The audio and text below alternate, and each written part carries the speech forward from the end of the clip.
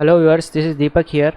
हमने हमारे last video में टॉपिक नंबर 1 को कंप्लीट किया था। ठीक है, टॉपिक नंबर 1 का जो था हमने नंबर सिस्टम का थ्योरी पोर्शन, ठीक है, थ्योरी पोर्शन प्लस क्वेश्चंस। अब उसमें क्वेश्चंस थे अपने प्रैक्टिस क्वेश्चन, लगभग 63 के अप्रोक्सीमेटली क्वेश्चंस थे, है ना। तो सेम यही टॉपिक 2 के साथ करने वाले हैं हम। पहले थ्योरी वाला पार्ट देखेंगे, फिर उसके बाद क्वेश्चंस भी देख लेंगे। ठीक है, टॉपिक नंबर 2 है हमारा प्रारंभिक संख्या पद्धति, एलिमेंट्री नंबर थ्योरी, है ना। 2.1 यानी कि दूसरे टॉपिक का पहला हेडिंग, पियानो अभिग्रहीतियाँ, पियानोज एक्सियोम्स। सन 1899 में इटली के गणितज्ञ जी पियानो ने धन पूर्ण संख्याओं द्वारा उनके गुणधर्मों से संबंधित कुछ अभिग्रहित विकसित किए, जो कि पियानो अभिग्रहित, पियानो एक्सियोम्स के नाम से प्रसिद्ध हैं। ठीक है, यह अभिग्रहित निम्न है। यदि धन पूर्णांक संख्याओं का समुच्चय कैपिटल एन हो, ठीक है। अब धन पूर्णांक संख्याओं का समुच्चय, जो कि मैंने बताया था आपको, एन को क्या एक नाम और है इनका, नेचुरल नंबर्स, है ना, नेचुरल नंबर्स। इसी को कहते हैं हम प्राकृत संख्याएं। ठीक है, प्राकृत संख्याएं भी कहते हैं इसे, है ना। और इनका समुच्चय में, इस समुच्चय में किस प्रकार की संख्याएं होंगी, 1 से स्टार्ट होंगी और पूर्णांक आएंगे 2, 3, 4 अप टू इन्फिनिटी तक। ठीक है, तो धन पूर्णांकों का समुच्चय कैपिटल एन, जो कि किस प्रकार होगा आपका, इस प्रकार होगा, पी ऑफ 1, ठीक है, 1 बिलोंग्स टू एन, अर्थात एक धन पूर्णांक है। P of 2 for every small N belongs to capital N के लिए N plus also belongs to capital N. ठीक है, अब देखो, ये बात कर रहा है कि संख्या 1, जो कि क्या है, प्राकृत संख्या है, एक क्या है, धन पूर्णांक है। तो ये बोल रहा है, मतलब इसका पहला एक्सियोम तो ये है और सेकंड एक्सियोम ये है। फर्स्ट एक्सियोम तो ये बोल रहा है कि संख्या 1 क्या है, मतलब एक धन पूर्णांक है, तो ये किससे बिलोंग करेगी, कैपिटल एन से करेगी। और सेकंड अभिग्रहित ये बता रहा है कि एक स्मॉल संख्या, मतलब प्रत्येक स्मॉल एन, जो कि किससे बिलोंग करता है, एक प्राकृत संख्या, यानी कि हर एक प्राकृत संख्या के लिए एक एन प्लस किसमें, कैपिटल एन में स्थापित, मतलब कैपिटल एन में पाया जाएगा। ठीक है, अब अर्थात प्रत्येक धन पूर्णांक n के लिए, स्मॉल n के लिए समुच्चय कैपिटल N में ऐसी अद्वितीय प्राकृत संख्या n प्लस मिलती है जिसे n की उत्तरवर्ती या सक्सेसर, ठीक है, कहते हैं। यहाँ n+1 को n+ से सूचित किया गया है तथा n+1 n की क्या है, अनुक्रमित संख्या है। ठीक है ना, तो ये दूसरा अभिग्रहित था आपका, इसी का एक्सप्लेनेशन था। अब देखो, तीसरा अभिग्रहित है पी ऑफ 3, प्रत्येक small n belongs to capital N के लिए n plus does not equal to 1। ठीक है, यानी कि n बिलोंग्स टू n के लिए n प्लस हमेशा, मतलब 1 के बराबर कभी भी नहीं होगा, अर्थात संख्या एक समुच्चय n का अद्वितीय अनुत्तरवर्ती नॉन सक्सेसर अवयव है। ठीक है, देखो, जैसे मान लो संख्या में 2 लूँ, 2 किसकी संख्या है, एक प्राकृत संख्या है, कैपिटल N से बिलोंग कर रही है, तो इसका संख्या 2 का, है ना, अनुत्तर, मतलब सक्सेसर, संख्या 2 का सक्सेसर क्या होगा, 2 + 1 यानी कि क्या होगा, 3 होगा। इसी प्रकार अगर मैं लूँ 5 बिलोंग्स टू कैपिटल N, ठीक है, 5 क्या है, प्राकृत संख्या है, तो 5 का सक्सेसर क्या हो जाएगा, 5 + 1 बराबर 6 हो जाएगा, है ना। अब देखना, ये तो होगी उत्तरवर्ती संख्या, जैसे 5 की उत्तरवर्ती संख्या क्या होगी, 6, और 6 की अनुत्तरवर्ती संख्या क्या हो जाएगी, 5। उसी प्रकार अगर मैं 4 लूँ तो 4 की अनुत्तरवर्ती संख्या क्या हो जाएगी, 3। उसी प्रकार ये बोल रहा है कि एक संख्या, जैसे 2 लोगे आप, तो 2 का अनुत्तरवर्ती क्या हो जाएगा, 1, पर अगर 1 लोगे ना तो उसका अनुत्तरवर्ती क्या होना चाहिए, 0। लेकिन 0 किससे बिलोंग नहीं करता, आपका कैपिटल N से बिलोंग नहीं करता। ठीक है, तो ये वाला अभिग्रहित इसने पहले ही बता दिया कि एक के लिए अनुत्तरवर्ती संख्या नहीं है, यानी कि संख्या 1 जो है समुच्चय n का अद्वितीय अनुत्तरवर्ती यानी कि नॉन सक्सेसर अवयव है। ठीक है, उसके बाद चौथा अभिग्रहित है कि यदि M N belongs to capital N हो तो m plus is equal to N plus, implies that m किसके बराबर है, n के। ठीक है, चौथा अभिग्रहित ये बोलता है कि देखो, जैसे एम एन की जगह अगर मैं ले लूँ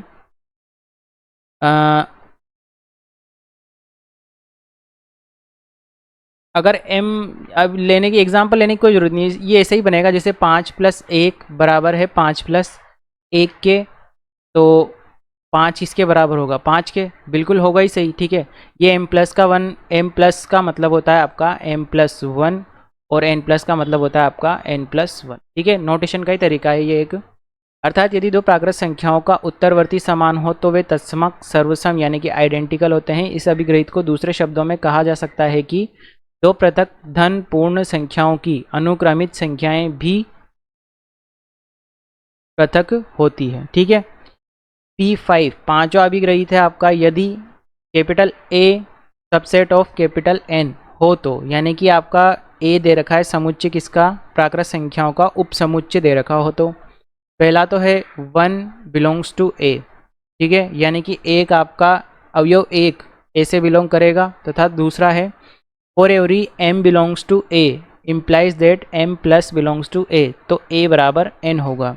यानी कि प्रत्येक m बिलोंग्स टू A के लिए अगर m प्लस भी, यानी कि प्रत्येक m बिलोंग्स टू A यानी कि A के प्रत्येक अवयव के लिए उसका सक्सेसर अगर A में विद्यमान है, ठीक है। अगर A के लिए आपने एक ऐसा जैसे प्राकृत संख्याओं का समुच्चय था n, ठीक है, इसका एक उपसमुच्चय लिया, ठीक है, क्या लिया, उपसमुच्चय लिया, उपसमुच्चय A लिया, ठीक है। उस उपसमुच्चय A में अवयव एक है आपका, ठीक है। सबसे पहली बात तो बोल दी मैंने कि एक तो इसमें होगा ही होगा।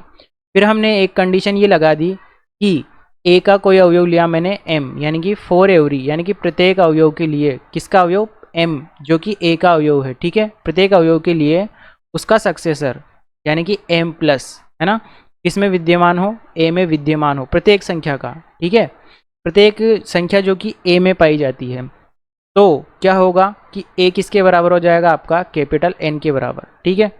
ये पांचवा अभिग्रहित हो गया। अर्थात यदि कुछ धन पूर्ण संख्याओं के समुच्चय में एक हो तथा इसके प्रत्येक अवयव m के लिए अनुक्रमित संख्या m+ भी हो, तो उस समुच्चय में सभी धन पूर्ण संख्याएं होती है, ठीक है। नोट देखिए, पियानो का अंतिम अभिग्रहित P5 आगमन की अभिग्रहित यानी कि एक्सियोम इंडक्शन कहलाता है। यही गणितीय आगमन सिद्धांत का क्या है, आपका आधार बनता है ना। तो ये हो गया आपका पियानो अभिग्रहित। उसके बाद चले हम पियानो के अभिग्रहितों पर आधारित परिणाम। कितने थे अपने, P5 यानी कि 5 अभिग्रहित थे अपने पियानो के, ठीक है ना। Result based on Peano's axioms. सबसे पहला रिजल्ट, किन्हीं दो प्राकृत संख्याओं small n belongs to capital N के लिए, यानी कि दो प्राकृत संख्याएं लिए हमने m और n, ठीक है। उनके लिए क्या होगा कि A वाला रिजल्ट है, यदि m बराबर हो n के तो m प्लस बराबर होगा n प्लस के, ठीक है। ये इम्प्लाइज डेट हो गया आपका यदि तो वाला साइन। सेकंड है, यदि m not equal to n then m plus also not equal to n plus, यानी कि अगर m बराबर नहीं है n के तो m प्लस भी बराबर नहीं होगा n प्लस के। सेकंड है आपका, कोई प्राकृत संख्या अपने क्रमानुयायी यानी उत्तरवर्ती के बराबर नहीं होती, ठीक है। यानी कि कोई भी प्राकृत संख्या अपने सक्सेसर के बराबर नहीं हो सकती। कैसे होगी भाई, जैसे अगर 4 को मैं अगर 4 + 1 के बराबर बोलूँ तो कैसे हो सकता है, नहीं होगा, क्योंकि क्या होगा, ये 4 नॉट इक्वल टू 5, ठीक है। नेक्स्ट है हमारा, प्राकृत संख्याओं के समुच्चय में एक ही ऐसा अद्वितीय अवयव है जो किसी का क्रमानुयायी नहीं है, ठीक है। यानी कि प्राकृत संख्याओं के समुच्चय में एक ऐसा अद्वितीय यानी कि इकलौता अवयव है जो किसी का सक्सेसर नहीं है, ठीक है, जो किसी संख्या का सक्सेसर नहीं है, ठीक है, उत्तरवर्ती नहीं है। उसके बाद चलते हैं हम गणितीय आगमन सिद्धांत, ठीक है। सेकंड पॉइंट है हमारा गणितीय आगमन सिद्धांत के गणितीय आगमन के सिद्धांत, प्रिंसिपल्स ऑफ मैथमेटिकल इंडक्शन। गणितीय आगमन के कितने सिद्धांत हैं अपने पास, 3 सिद्धांत, जो कि निम्न प्रकार हैं। पहला है आपका गणितीय आगमन का प्रथम सिद्धांत, first principle of mathematical induction.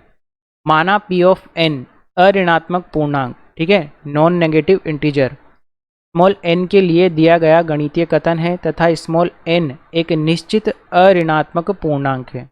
अऋणात्मक पूर्णांक यानी कि इसी को अपन बोलते हैं नॉन नेगेटिव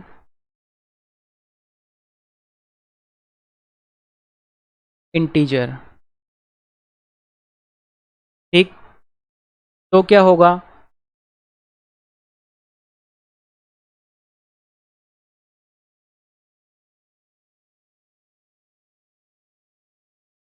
सबसे पहली बात तो माना P ऑफ एन ज़ीरो सत्य है। ठीक है, हमने यानी कि क्या मान लिया कि ये आपका जो कथन था, P क्या है आपका, एक कथन कह सकते हो आप, कथन था।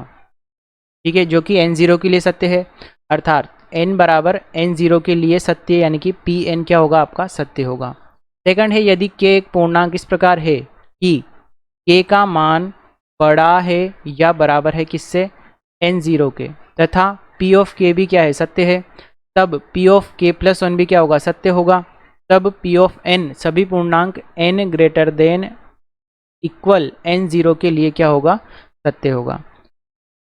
सबसे पहले तो हमने एन ज़ीरो के लिए सत्य बताया है ना, उसके बाद एक पूर्णांक के लिया जो कि एन ज़ीरो से बड़ा या उसके बराबर है, फिर उसके बाद k प्लस वन के लिए सत्य बता दिया और p ऑफ k के लिए भी सत्य बता दिया। तो ये सभी पूर्णांक जो कि एन ज़ीरो से बड़े होंगे उसके लिए सत्य होगा।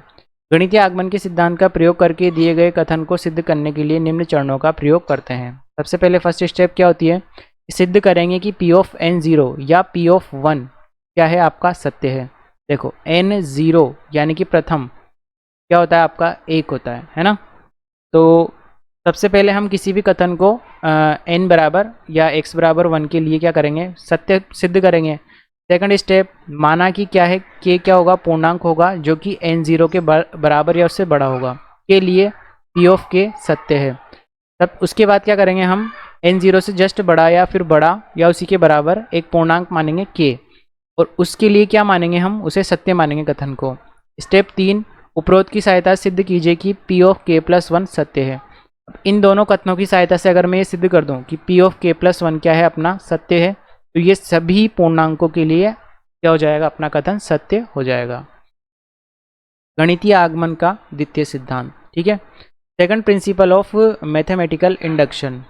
सेकंड प्रिंसिपल क्या है कि माना P ऑफ n क्या है, अऋणात्मक पूर्णांक n, ये देखो हमेशा हम नॉन नेगेटिव इंटीजर की ही बात करेंगे, नॉन नेगेटिव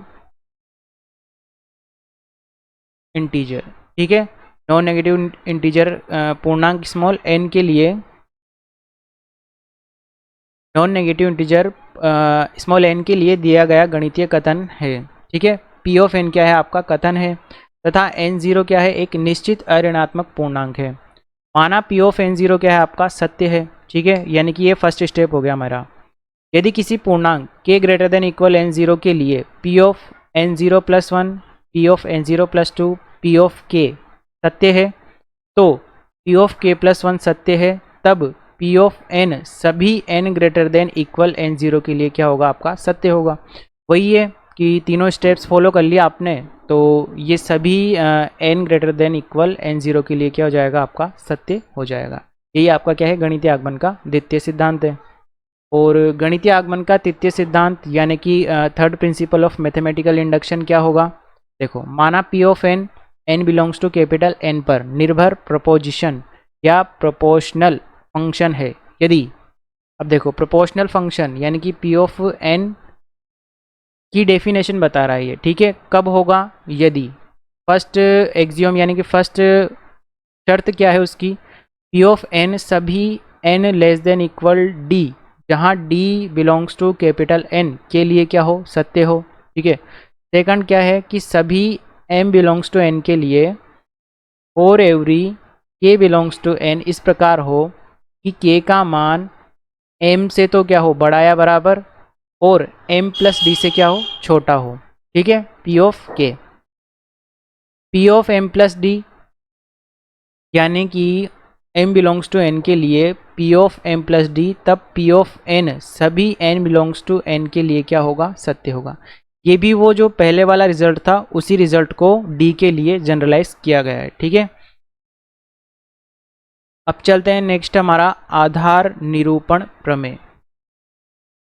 आधार निरूपण प्रमेय, बेसिस रिप्रेजेंटेशन थ्योरम। आधार निरूपण प्रमेय के अनुसार यदि कैपिटल बी ग्रेटर देन 1 कोई पूर्णांक आधार है, ठीक है, तब किसी धनात्मक पूर्णांक स्मॉल n के लिए संख्याओं d0, d1, d2, d3, dk, जहाँ सभी संख्याएं 0 और b के मध्य में क्या है, पूर्णांक है, का केवल एक क्रम सीक्वेंस इस प्रकार विद्यमान होगा कि ये जो आपका n है ना, मैं इसको किस प्रकार लिख सकता हूँ, d0 plus d1 b1, d2 b2 up to dk bk। संख्याओं का यह क्रम n का आधार b में निरूपण कहलाता है, ठीक है। साधारण रूप में इस प्रमेय के अनुसार यदि एक धनात्मक पूर्णांक तथा एक आधार लिया जाए तो उस पूर्णांक को उस आधार में निरूपित करने की केवल एक पद्धति, ठीक है। यानी कि ये बात कर रहा है कि अगर एक धनात्मक पूर्णांक और एक आधार लें यानी कि बेसिस लें तो उस पूर्णांक को उस आधार में निरूपित करने के लिए केवल एक ही प्रकार है उसका, मतलब अलग अलग प्रकार से निरूपित नहीं कर सकते उस एक ही आधार के साथ। नेक्स्ट हेडिंग है हमारा महत्तम पूर्णांक फलन या ग्रेटेस्ट इंटीजर फंक्शन। यदि x एक वास्तविक संख्या है तो ऐसे महत्तम पूर्णांक जो x से बड़ा न हो हम ग्रेटेस्ट इंटीजर ऑफ x से निरूपित करते हैं। फलन f जो कि f of x is equal to greatest integer of x जबकि x बिलोंग्स टू r यानी कि वास्तविक संख्या द्वारा परिभाषित है, महत्तम पूर्णांक फलन कहलाता है। महत्तम पूर्णांक का प्रांत कैपिटल R तथा परास कैपिटल I यानी कि इंटीजर या पूर्णांक होता है। अतः किसी पूर्णांक स्मॉल n के लिए greatest integer of x is equal to n यदि n का मान यानी कि x का मान n से n प्लस 1 के बीच में होता है, ठीक है। जैसे 1.1 का ग्रेटेस्ट इंटीजर कितना होगा आपका 1, 2.2 का होगा 2, माइनस 0.9 का आएगा आपका -1। कैसे आया देखो, ग्रेटेस्ट इंटीजर के लिए मैं ये वास्तविक संख्या रेखा को दिखा रहा हूँ। यहाँ इन्फिनिटी है, यहाँ माइनस इन्फिनिटी है, यहाँ 0 ले लो, यहाँ 1 ले लो, यहाँ 2 ले लो, ठीक है। इधर आ जाएगा आपका -1, इधर आ जाएगा कहीं पर आपका -2, ठीक। जैसे 1.1 तो 1.1 कहाँ पर होगा, जस्ट ये 1 के बाद होगा। अब 1.1 जैसे मान लो यहाँ पर है 1.1 है ना, तो अब मुझे क्या करना है कि लेफ़्ट साइड में चलना स्टार्ट करना है और कब तक चलना है, जब तक कि मैं एक पूर्णांक पर ना आ जाऊँ। तो सबसे नज़दीकी पूर्णांक क्या मिला मुझे 1, तो यानी कि ग्रेटेस्ट इंटीजर ऑफ 1.1 का मान क्या जाएगा 1। इसी प्रकार 2.2 तो 2.2 के लिए यहाँ से चलना स्टार्ट करूँगा, लेफ्ट साइड में चलूँगा, पहला पूर्णांक क्या मिलेगा 2 मिलेगा, तो 2 क्या हो जाएगा इसका आंसर हो जाएगा। इसी प्रकार -0.9 तो 0.9 कहाँ पर होगा देखो, 0 ये रहा और 0.9 -1 से जस्ट थोड़ा सा इस जगह पे होगा। तो वही केस यहाँ से भी लेफ्ट साइड में चलना है, कब तक, जब तक नज़दीकी पूर्णांक ना आ जाए। सबसे नज़दीकी पूर्णांक क्या है -1, तो पहला आंसर क्या होगा इसका -1 हो जाएगा। इसी प्रकार अगर ये -1 पॉइंट कुछ होता, जैसे -1.3 होता, तो -1.3 कहाँ पर होता है यहाँ पर, फिर यहाँ से मैं लेफ्ट साइड चलता तो इसका ग्रेटेस्ट इंटीजर कितना आता आपका -2 के बराबर आता, ठीक है। एक वास्तविक संख्या x तथा पूर्णांक n के लिए, x तो क्या है आपकी वास्तविक संख्या यानी कि x बिलोंग्स टू r है और पूर्णांक n belongs to capital I है, ठीक है। तो ये प्रॉपर्टीज़ है आपकी ग्रेटेस्ट इंटीजर फंक्शन की। सबसे पहली प्रॉपर्टी है greatest integer of x plus N किसके बराबर होगा आपका greatest integer of x plus N, यानी कि ये ग्रेटेस्ट इंटीजर x पे अप्लाई होगा n पर नहीं होगा। क्यों नहीं होगा, क्योंकि n क्या है आपका पूर्णांक है, अप्लाई भी करोगे तो भी वही डायरेक्ट वही संख्या जाएगी। ये है आपके ग्रेटेस्ट इंटीजर फंक्शन की डेफिनेशन, यानी कि f of x is equal to मतलब -x वाले की है ना, -x का ग्रेटेस्ट इंटीजर कैसे निकालेंगे, माइनस ऑफ x यानी कि -12 आ जाएगा यदि x बिलोंग्स टू आपका i हो, यानी कि ये क्या हो पूर्णांक हो। जैसे इसी का एग्जाम्पल अगर मान लो मैं लिखूँ -5 का ग्रेटेस्ट इंटीजर, तो ये किसके बराबर आएगा, क्या आएगा आपका -5 के बराबर, ठीक है। इसी प्रकार अगर मैं अगर x does not belongs to i यानी कि अगर आपका x जो है पूर्णांक नहीं है, जैसे मान लो ये है -5.1 के बराबर है, तो ये कैसे निकलेगा, ऐसे निकलेगा। कैसे आएगा, सबसे पहले माइनस लगेगा, ठीक है, और -5.1 था तो ये -12 आ जाएगा और यहाँ आ जाएगा आपका 5.1 और -1 माइनस मतलब प्लस के 5.1 का ग्रेटेस्ट इंटीजर निकालोगे तो आएगा आपका 5। ये हो गया -5 -1 जो कि आएगा -6 के बराबर। ठीक है, इसी प्रकार आप दूसरे ऋणात्मक अपूर्णांक यानी कि दशमलव संख्याओं का ग्रेटेस्ट इंटीजर भी निकाल सकते हो। फर्स्ट हो गया, सेकंड हो गया। थर्ड प्रॉपर्टी देखो, greatest integer of x greater than equal n हो तो क्या होगा आपका x ग्रेटर देन इक्वल होगा आपका n के। फोर्थ प्रॉपर्टी है, यदि ग्रेटेस्ट इंटीजर ऑफ x बड़ा हो n से तो क्या होगा x बड़ा या बराबर होगा n+1 से। फिफ्थ प्रॉपर्टी है आपकी, ग्रेटेस्ट इंटीजर ऑफ x यदि छोटा या बराबर हो n से तो x का मान n+1 से हमेशा क्या होगा, छोटा होगा। यदि ग्रेटेस्ट इंटीजर ऑफ x छोटा है n से तो x का मान भी क्या होगा आपका n से छोटा होगा। ये चारों प्रॉपर्टी को आप एग्जाम्पल लेके समझ सकते हो या प्रूफ कर सकते हो या आप जो भी बात कहो। ठीक है, देखो अब अगर मैं इसको आपको प्रूफ करना चाहूँ तो जैसे अगर मैं x का मान ले लूँ 5.5 ले लो, ठीक है, इसका ग्रेटेस्ट इंटीजर अगर आप निकालोगे तो कितना आएगा, 5 आएगा, है ना। ये बड़ा या बराबर है इसके कोई भी एक पूर्णांक ले लो, जैसे n का मान ले लो आप 2 से बड़ा है ये, है ना। अगर यदि ऐसा है तो x greater than equal n, यानी कि x का मान, x क्या था मेरा 5.5, ये भी क्या होगा आपका बड़ा या बराबर होगा 2 से, तो बराबर तो नहीं है, बड़ा है। ठीक है, इसी प्रकार यही अगर मैं यहाँ पर लूँ तो देखो ग्रेटेस्ट इंटीजर ऑफ 5.5 बड़ा है 2 से, तो 5.5 बड़ा या बराबर होगा 2 + 1 से, 3 से बड़ा है। ठीक है, उसी प्रकार देखो इसी का अगर एक और एग्जांपल मैं लेना चाहूँ नज़दीकी वाला तो 5.5 का ग्रेटेस्ट इंटीजर कितना आएगा, 5 आएगा, है ना। वो किससे बड़ा है, 4 से बड़ा है। ठीक है, पूर्णांक है 4, तो इस प्रॉपर्टी के हिसाब से क्या होना चाहिए कि x यानी कि 5.5 बड़ा या बराबर होगा 4 + 1 यानी कि 5 से, तो 5.5 बड़ा है 5 से। ठीक है, बिल्कुल सही है।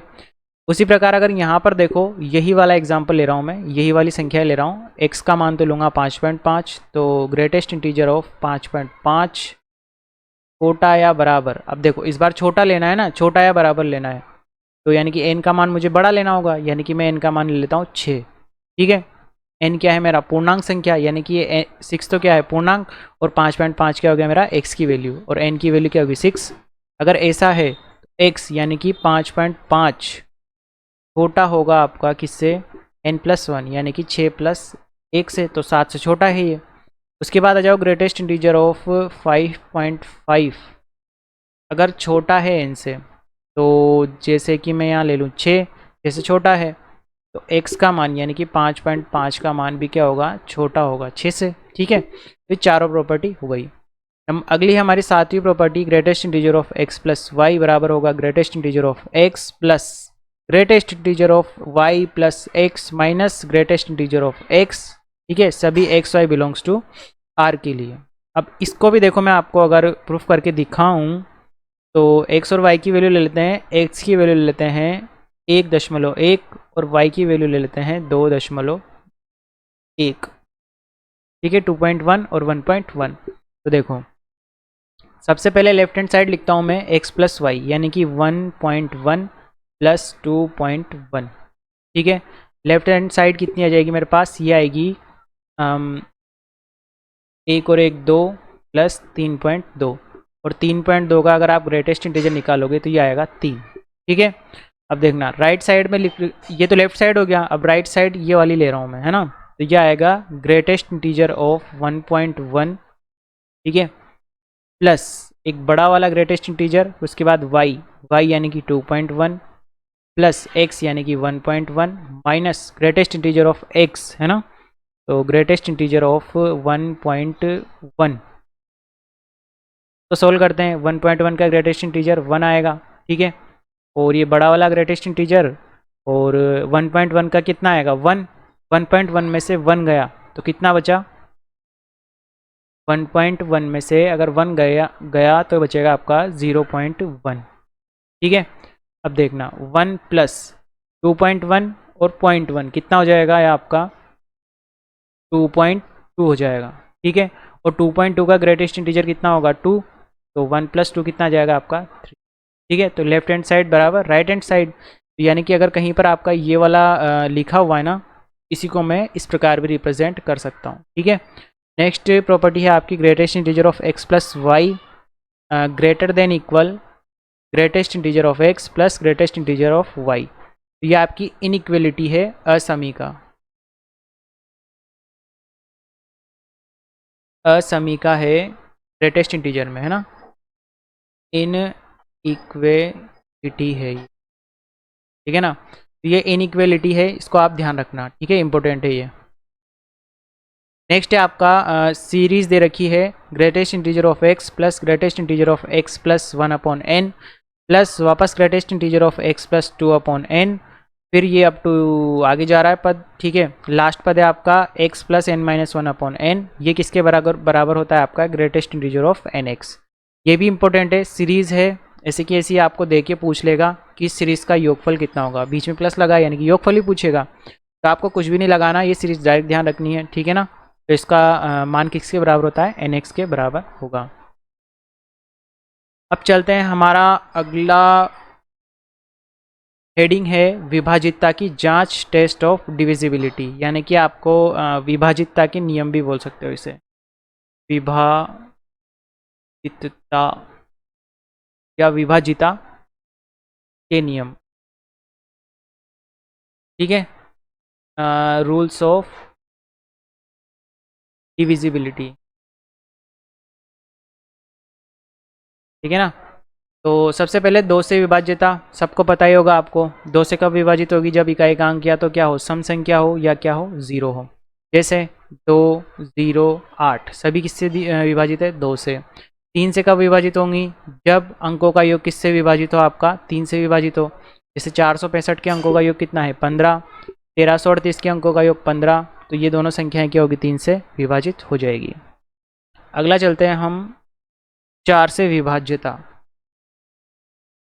तो कोई भी संख्या 4 से कब विभाजित होगी, जब अंतिम दो अंक 4 से विभाजित हो। ठीक है, जैसे इतनी बड़ी संख्या को नहीं देखना, अंतिम अंक क्या है 64, 64 क्या है 4 से विभाजित है, तो ये संख्या भी क्या होगी आपकी 4 से विभाजित हो जाएगी। 5 से विभाज्यता, कोई संख्या 5 से कब विभाजित होगी, जब इकाई का अंक क्या हो, या तो 5 हो या 0 हो, तो संख्या क्या हो जाएगी आपकी 5 से विभाजित। जैसे कि ये संख्या है लास्ट में 0 है, तो ये 5 से विभाजित है, लास्ट में क्या है 5, तो 5 से विभाजित हो जाएगी। ठीक है, अगला है 6 से विभाज्यता। 6 से विभाज्यता, यदि कोई भी संख्या 2 तथा 3 दोनों से क्या है आपकी विभाजित है, तब वह संख्या क्या होगी 6 से विभाजित हो जाएगी। 2 से विभाजितता का नियम, इकाई का अंक या तो सम हो, ठीक है, सम है या 0 है, सम है तो 2 से विभाजित है, और अंकों का योग, इसके अंकों का योग क्या आ रहा है 21 आ रहा है, तो किससे विभाजित है 3 से, तो 2 और 3 दोनों से विभाजित है, तो 6 से भी क्या हो जाएगी आपकी विभाजित हो जाएगी। 7 से विभाज्यता, कोई भी संख्या 7 से पूर्णतः विभाजित होगी जब संख्या के अंतिम अंक को 2 गुना करके शेष अंकों से बनी संख्या में से घटाया जाए और इससे प्राप्त अंतर 7 से भाज्य हो। ठीक है, ये थोड़ा सा नया होगा आपके लिए, जैसे इसने एक एग्जाम्पल भी दिया है, थोड़ा सा ये मिसप्रिंट जैसा हो रहा है, जैसे 2129 का अंतिम अंक कितना है 9 यानी कि 9 है। ठीक है, इसका 2 गुना करो तो कितना आ जाएगा 9 इंटू 2, कितना आएगा 18 आ जाएगा। अब 18 को शेष संख्या में से घटा दो, तो शेष अंकों की संख्या कितनी आएगी मेरे पास, शेष संख्या है मेरे पास 212। ठीक है, तो 212 में से कितना घटाना है 18, तो शेषफल कितना आ जाएगा देखो, 212 में से 18 में से 18 घटा दो तो कितना आएगा 221 आ गया। ठीक है, फिर वापस इसी प्रक्रिया को दोहराएंगे, तो 221 में का इकाई का अंक क्या है 1 है ना, उसका 1 का दुगना कितना आ जाएगा 2। ठीक है, फिर 22 में से 2 घटाएंगे, प्रक्रिया पर दोहराने पर शेष फल 22 - 8 जो कि 7 से विभाजित है। देखो मैं आपको इधर से करके दिखा देता हूँ, ठीक है। अंतिम अंक देखो 221 आया, है ना। 221 का अंतिम अंक क्या है मेरा, 1 है। इसको इसका दुगना कितना हो जाएगा, 2।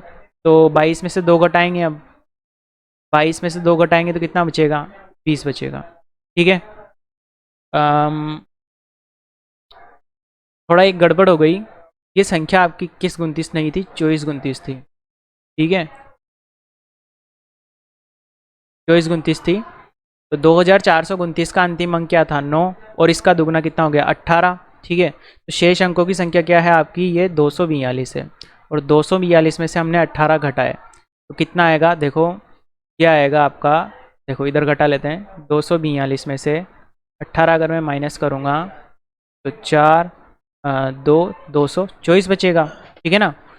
तो अब 224 का अंतिम अंक कितना है, 4। 4 का दुगना क्या होगा, 8। फिर उसके बाद क्या किया मैंने, ये 22 में से क्या घटेगा, 8 घट जाएगा। तो 22 में से 8 घटा तो कितना आएगा आपका, 4 और 14, ठीक है, जो कि क्या है, 7 से विभाजित है।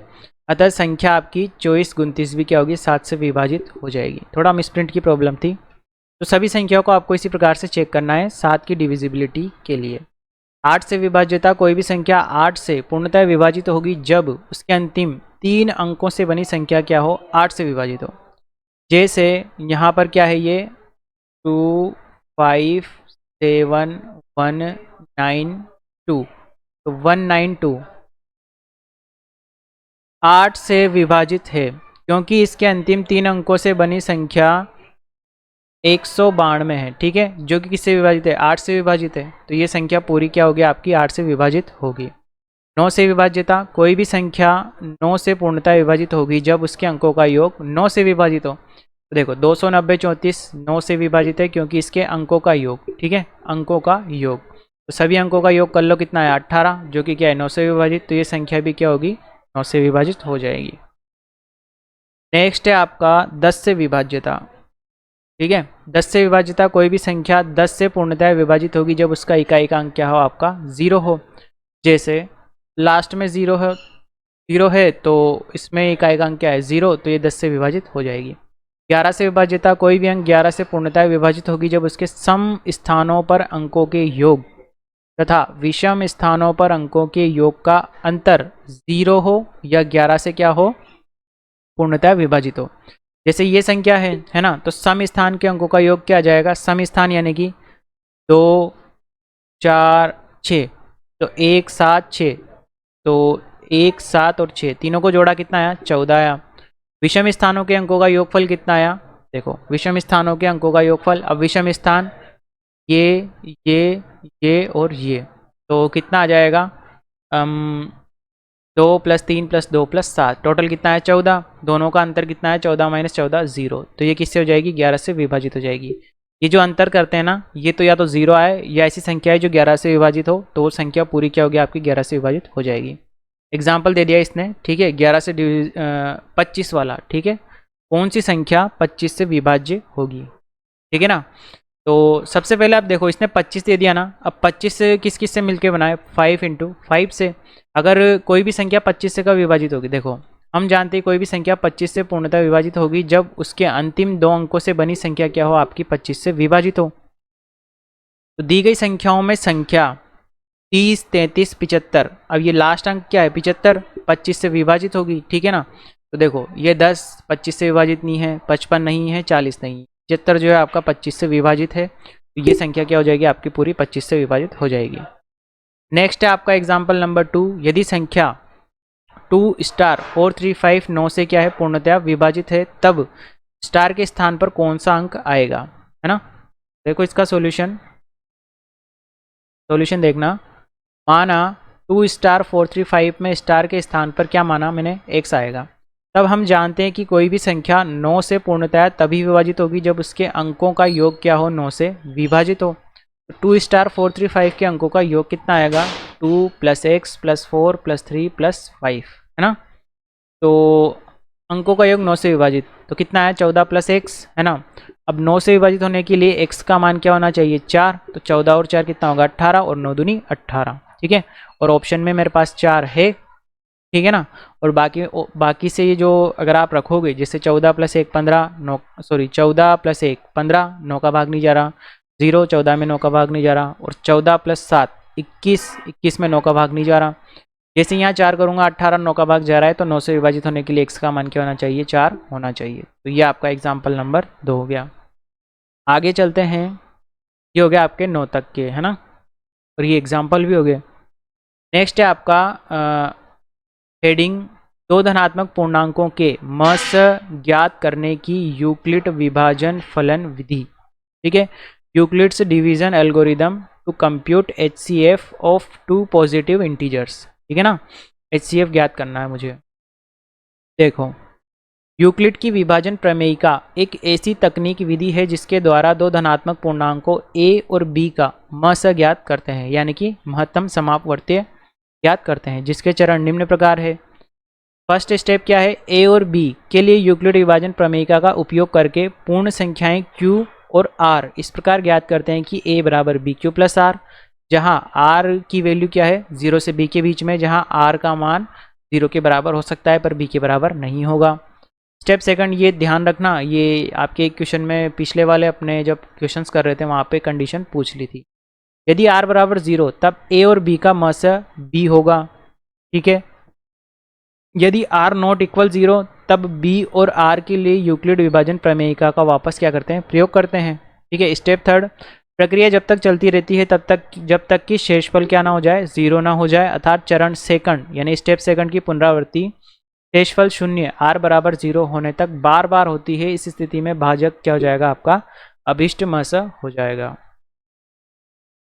नोट, ऐसी बड़ी से बड़ी संख्या जो दी गई 2 या 2 से अधिक संख्याओं को पूर्णतया विभाजित करे, दी गई संख्याओं का महत्तम समापवर्त कहलाती है।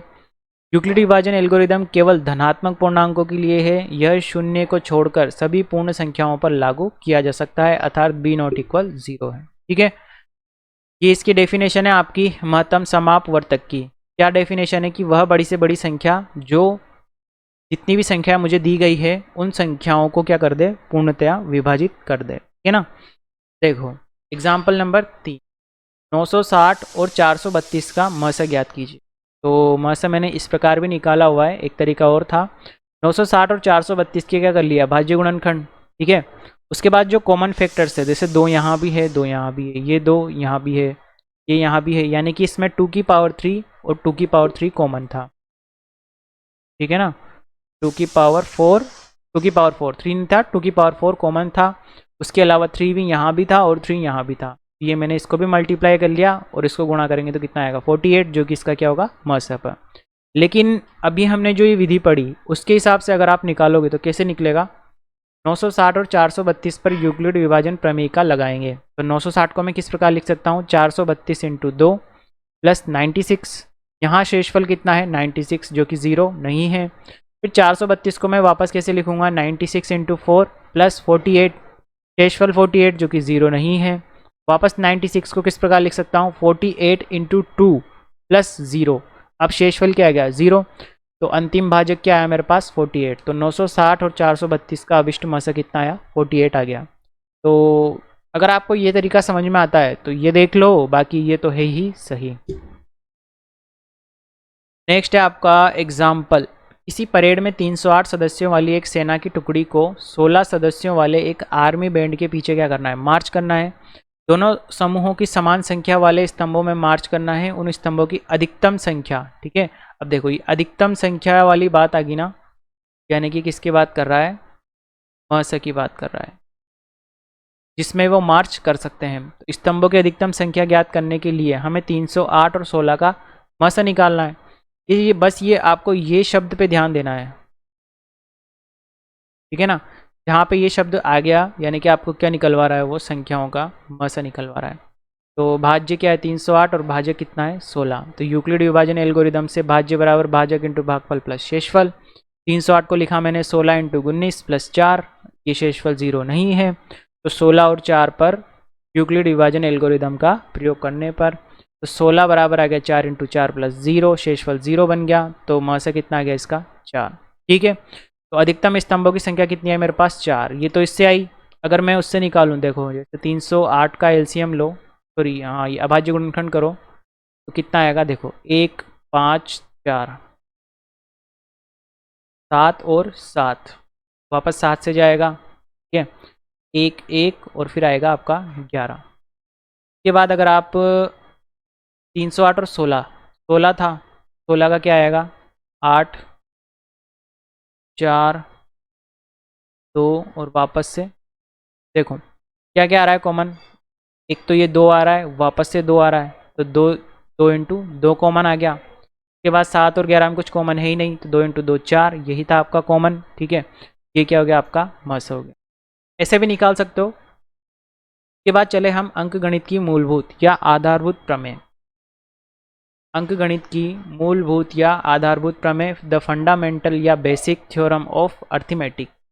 प्रत्येक भाज्य संख्या को अभाज्य संख्याओं के गुणनफल के रूप में व्यक्त गुणनखंडित किया जा सकता है। यह गुणनखंडन अभाज्य गुणनखंडों के आने वाले क्रम के बिना अद्वितीय होता है।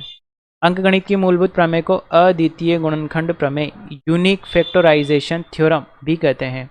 मिश्रित संख्या यानी कि अभाज्य अभाज्यों का गुणनफल, यानी कि किसी भी संख्या को मैं उसके अभाज्य संख्याओं के गुणनफल के रूप में प्रदर्शित कर सकता हूँ। कोई भी एक से बड़ा पूर्णांक या तो अभाज्य संख्या या फिर अभाज्य संख्याओं के अद्वितीय गुणनफल के रूप में लिखा जा सकता है। जैसे 22, ठीक है, 22 को मैं लिख सकता हूँ 2 इंटू 11 या 11 इंटू 2। 6 को मैं 3 इंटू 2 या 2 इंटू 3 के रूप में लिख सकता हूँ, और 2 और 3 मेरी क्या है अभाज्य संख्याएं हैं, ये अभाज्य गुणनखंड हो जाएंगे। उसके बाद है अभाज्य गुणनखंड विधि, प्राइम फैक्टराइजेशन मेथड। 2 या 2 से अधिक धनात्मक संख्याओं का अंक गणित की मूलभूत प्रमेय द्वारा लस तथा मस ज्ञात करने की विधि अभाज्य गुणनखंड कहलाती है। इस विधि में सर्वप्रथम दी गई 2 या 2 से अधिक संख्याओं को अलग अलग अभाज्य गुणनखंडों के गुणनफल के रूप में लिखते हैं। तब देखो ये इंपॉर्टेंट है, ये मस लस आपको कन्फ्यूज करता है। मस तो क्या होगा, उभयनिष्ठ अभाज्य गुणनखंडों का गुणनफल, और ल से क्या होगा, प्रत्येक गुणनखंड की अधिकतम घात वाली संख्याओं का गुणनफल। ध्यान देना, म से तो होगा उभयनिष्ठ अभाज्य गुणनखंडों का गुणनफल, और ल से क्या होगा, प्रत्येक गुणनखंड की अधिकतम घात वाली संख्याओं का गुणनफल होगा। देखो 2 या 2 से अधिक संख्याओं का लघुत्तम समापवर्ती लस वह न्यूनतम संख्या होती है जो दी गई 2 या 2 से अधिक संख्याओं से क्या हो, पूर्णतया विभाजित हो। लस कौन सी संख्या होगी, जो भी मुझे दी गई संख्याएं हैं वो संख्याएं उसे विभाजित करेगी, ठीक है ना।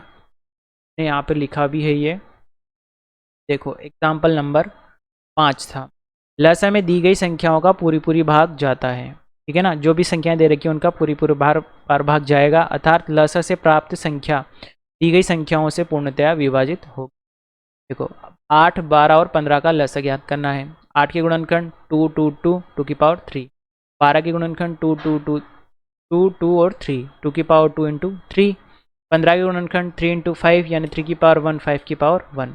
तो अब इस लस से क्या आ जाएगा, देखना मैक्सिमम पावर लेनी है 2 की पावर 3 है ना। अब देखना हाँ 3 की पावर 1 और 5 की पावर 1, अगर देखो मैं इसमें से कॉमन लूँ है ना, 2 की पावर 3, देखो ये क्या क्या था, तो था 2 की पावर 3, एक था 2 की पावर 2, 3 की पावर 1 और पावर 1 इन 5 की पावर 1, ये था है ना। अब इसमें से मैं कॉमन जो आ रहा है पावर 3 अधिकतम वाला ले लिया है ना, और यहाँ से लिया 3 की पावर 1, यहाँ से लिया 5 की पावर 1, ये बना मेरा 8 × 5 120 का सरलतम तरीका आपने बचपन में सीख रखा है, वही यहाँ एक साथ लिख लेते हैं इसको 8 12 15, और वही प्राइम फैक्टराइजेशन मेथड से अपन वापस भाग लगाते हुए चलते हैं। यहाँ पे जो संख्या आती है उसका गुणा कर लेते हैं, वही आपका क्या होता है लस, ठीक है। उसके बाद अगर मैं चलूँ, हाँ एक बात और ध्यान रखना, ये जो 120 आया ना, इस 120 में 8 12 और 15 का पूरी बार भाग जाएगा, ठीक है। नेक्स्ट है हमारा एग्जाम्पल नंबर 6 में 24 30 और 42 का क्या ज्ञात करना है, मस ज्ञात करना है।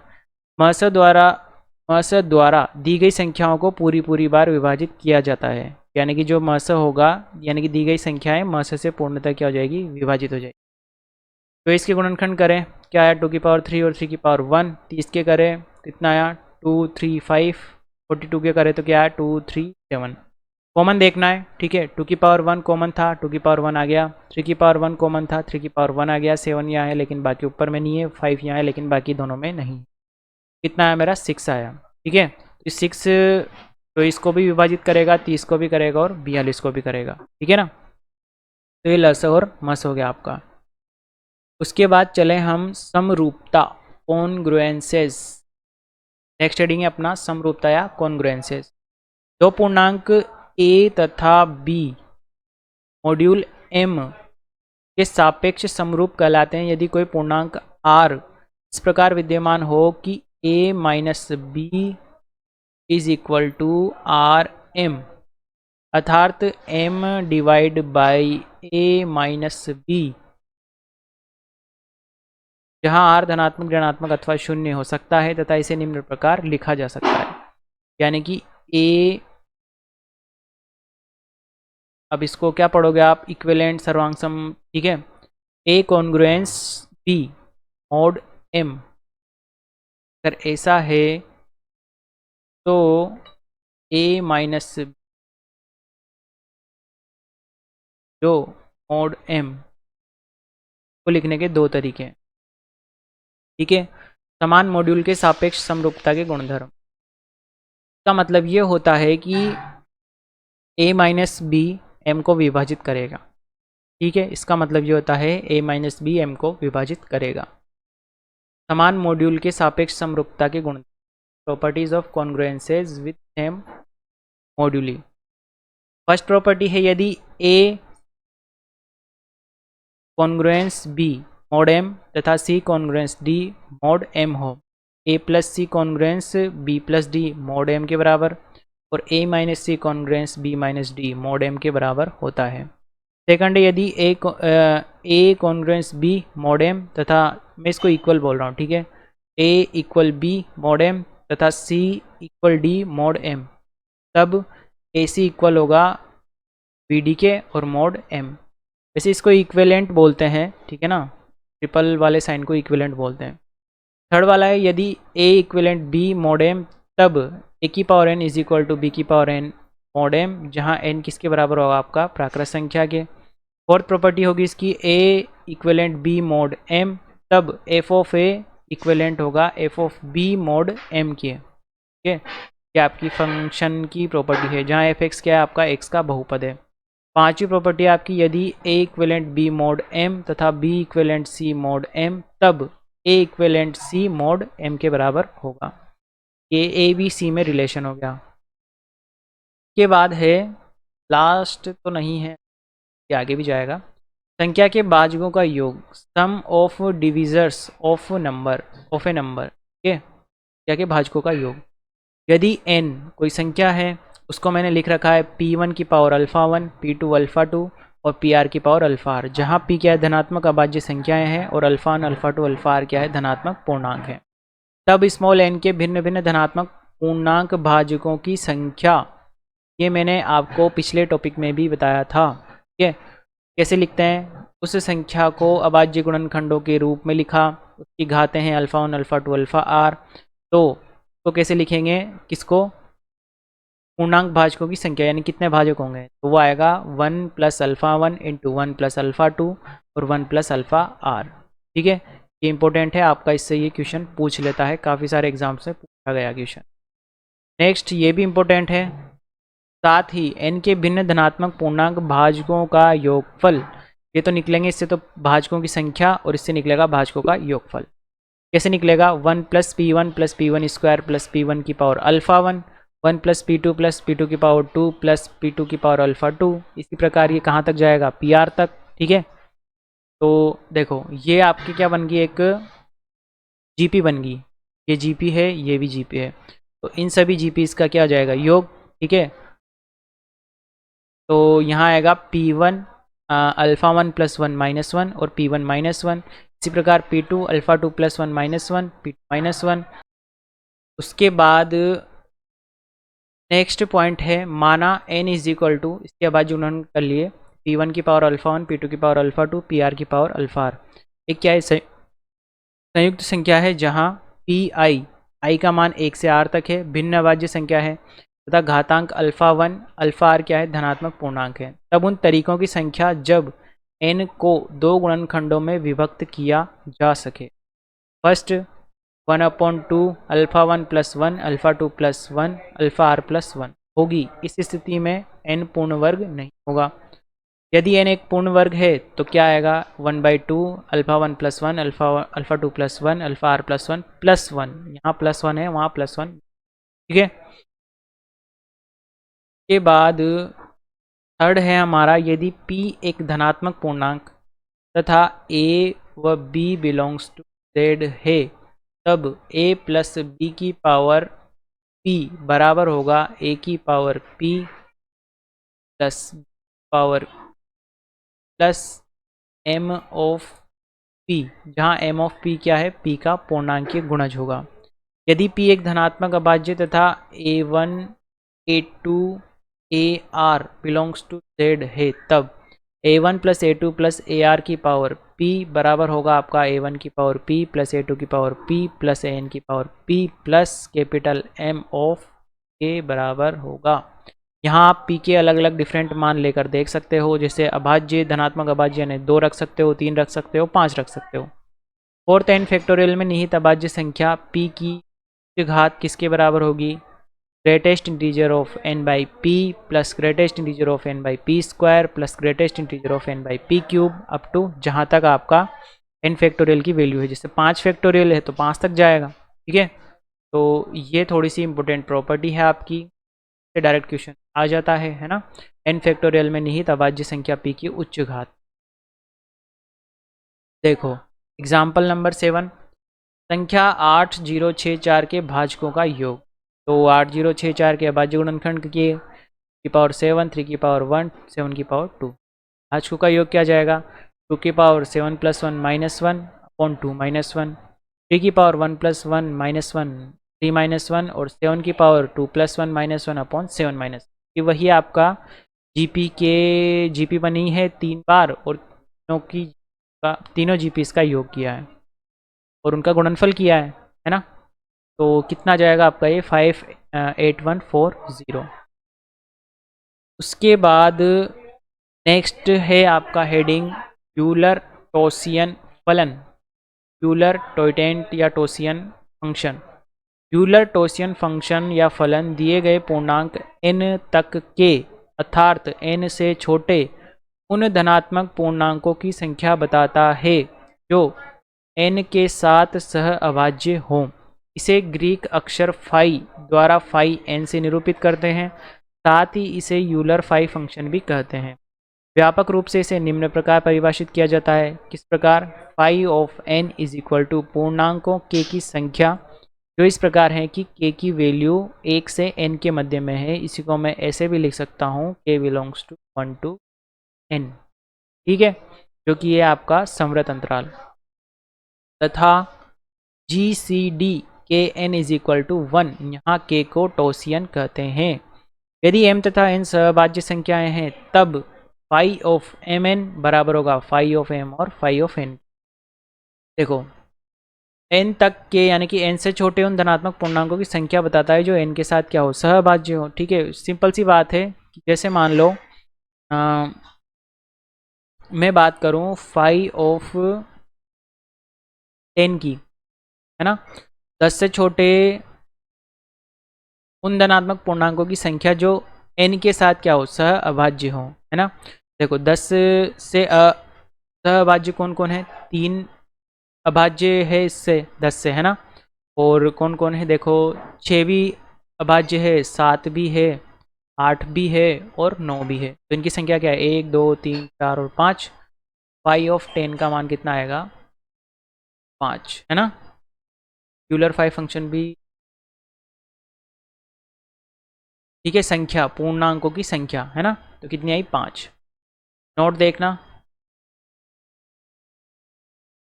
यदि p एक धनात्मक अभाज्य है तब फाई ऑफ p की पावर n किसके बराबर होगा, p की पावर n माइनस p की पावर n माइनस 1 के, और p की पावर n कॉमन ले लिया तो 1 - 1 अपॉन p, प्रत्येक धनात्मक पूर्णांक n के लिए। यदि n ग्रेटर देन हो 1 के तथा P1 P2 Pn n के भिन्न क्या है, अभाज्य गुणनखंड है, तब क्या होगा, फाई ऑफ n किसके बराबर होगा, n छोटे कोष्टक में 1 minus one upon P1, 1 minus one upon P2, 1 minus one upon Pn। ये इसकी किसकी है सीरीज, आपकी फाई n की, यूलर थॉमसन या जो भी आप बोलो, तथा टॉयसन, यूलर टोसियन, ठीक है, यूलर टोसियन फंक्शन की सीरीज है ये। कुछ महत्वपूर्ण प्रमेय, सम इम्पोर्टेंट थ्योरम्स, ठीक है। सम इम्पोर्टेंट थ्योरम्स में कौन कौन सी है, सबसे पहले आपकी फर्मेट प्रमेय यानी कि फर्मेट्स थ्योरम। यदि p एक धनात्मक अभाज्य संख्या तथा a कोई पूर्णांक इस प्रकार है कि p a का भाजक नहीं है तथा A P is equal to 1 है, तब a की power p minus 1 equivalent 1 mod p अथवा a की power p minus one p का क्या होगा, एक गुणज होगा। यह है आपकी फर्मेट प्रमेय। उसके बाद अगर हम चले यूलर प्रमेय, यूलर्स थ्योरम, यदि m कोई धनात्मक पूर्णांक तथा a कोई पूर्णांक इस प्रकार है कि a m बराबर 1, तब a की पावर 5m, ये आपका वही ऊपर जो हम 5 देख के आए थे, 5 वाला फंक्शन, ठीक है, यूलर टॉयसन वही है ये। तो a की power 5m equivalent to 1 mod m होगा। मोड वाला फंक्शन भी मैंने आपको ऊपर बताया है, ठीक है। ये हो गई आपकी यूलर प्रमेय।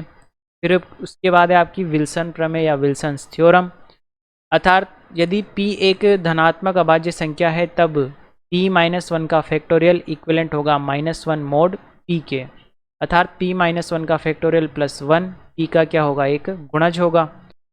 नेक्स्ट है अपने पास चाइनीज शेषफल प्रमेय, द चाइनीज रिमाइंडर थ्योरम। माना पी क्यू सहभाज्य संख्या है तब समीकरण निकाय x equivalent a mode p x equivalent b mode q का x मोड्यूलो पी क्यू के लिए अद्वितीय हल होगा। व्यापक रूप में अगर इसी को मैं बोलूं तो माना m1 m2 mn युग्म में क्या है, सहभाज्य संख्याएं हैं, अर्थात GCD of m i m j equal to 1 और i not equal to j, तब n समीकरणों के निकाय x equal to a1 mod m1, x is equal to x बराबर a2 मोड m2, x बराबर an मोड mn का x modulo m के लिए क्या होगा, अद्वितीय हल होगा। जहाँ कैपिटल M का मतलब है आपका m1 m2 और m स्मॉल वाले, ठीक है। ये हो गया आपका यहाँ पर थ्योरी पार्ट कंप्लीट, ठीक है। थ्योरी पार्ट जो था हमारा टॉपिक नंबर 2 का, ये होता है यहाँ पर कंप्लीट, ठीक है। अब नेक्स्ट वीडियो में हम इसी थ्योरी पार्ट के क्या करेंगे, क्वेश्चंस करेंगे, ठीक है। जो जितने भी क्वेश्चंस अवेलेबल होंगे 50, 60, 65, 63, ठीक है। तो मिलते हैं नेक्स्ट वीडियो में इसी टॉपिक टू के क्वेश्चंस के साथ, ठीक।